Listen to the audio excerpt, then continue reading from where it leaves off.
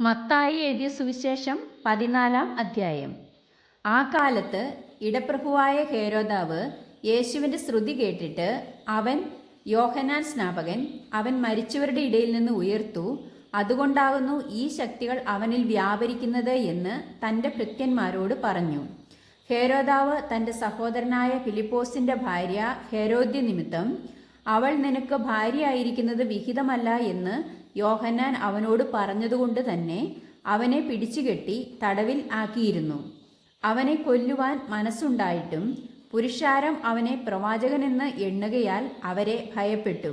എന്നാൽ ഹെരോദാവിൻ്റെ ജനന ദിവസമായപ്പോൾ ഹെരോദ്യയുടെ മകൾ സഭാമധ്യേ നൃത്തം ചെയ്തു ഹെരോദാവിനെ പ്രസാദിപ്പിച്ചു.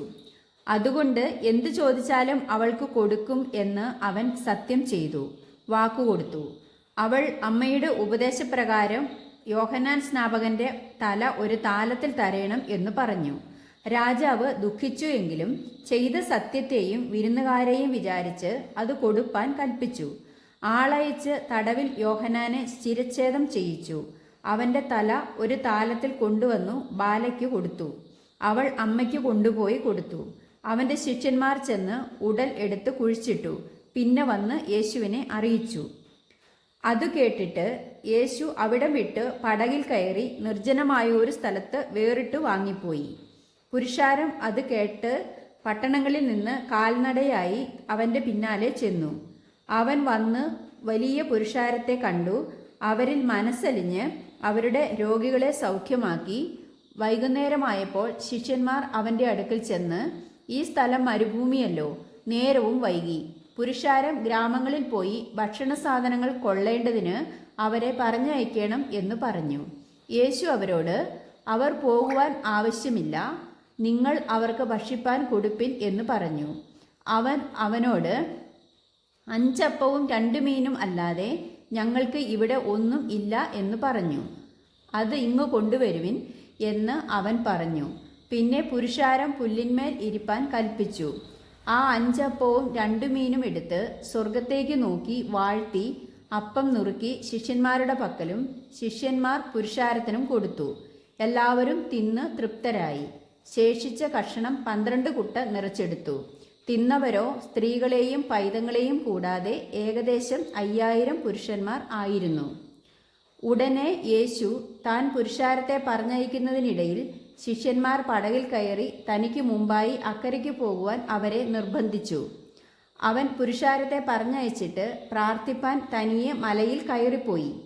വൈകുന്നേരമായപ്പോൾ ഏകനായി അവിടെ ഇരുന്നു. പടകോ കരവിട്ടു പല നാഴിക ദൂരത്തായി. കാറ്റ് പ്രതികൂലമാകൊണ്ട് തിരകളാൽ വലഞ്ഞിരുന്നു. രാത്രിയിലെ 4-ാം യാമത്തിൽ അവൻ കടലിന്മേൽ നടന്ന് അവരുടെ അടുക്കൽ വന്നു. അവൻ കടലിന്മേൽ നടക്കുന്നത് കണ്ടിട്ട് ശിഷ്യന്മാർ ഭ്രമിച്ചു. അത് ഒരു ഭൂതം എന്ന് പറഞ്ഞു പേടിച്ച് നിലവിളിച്ചു. ഉടനെ യേശു അവരോട്, ധൈര്യപ്പെടുവിൻ, ഞാനാകുന്നു, പേടിക്കേണ്ട എന്ന് പറഞ്ഞു. അതിന് പത്രോസ്, കർത്താവേ, നീ ആകുന്നു എങ്കിൽ ഞാൻ വെള്ളത്തിന്മേൽ നിന്റെ അടുക്കൽ വരേണ്ടതിന് കൽപ്പിക്കണം എന്ന് പറഞ്ഞു. വരിക എന്ന് അവൻ പറഞ്ഞു. പത്രോസ് പടകിൽ നിന്ന് ഇറങ്ങി യേശുവിൻ്റെ അടുക്കൽ ചെല്ലുവാൻ വെള്ളത്തിന്മേൽ നടന്നു. എന്നാൽ അവൻ കാറ്റ് കണ്ട് പേടിച്ച് മുങ്ങിത്തുടങ്ങുകയാൽ, കർത്താവേ, എന്നെ രക്ഷിക്കണമേ എന്ന് നിലവിളിച്ചു.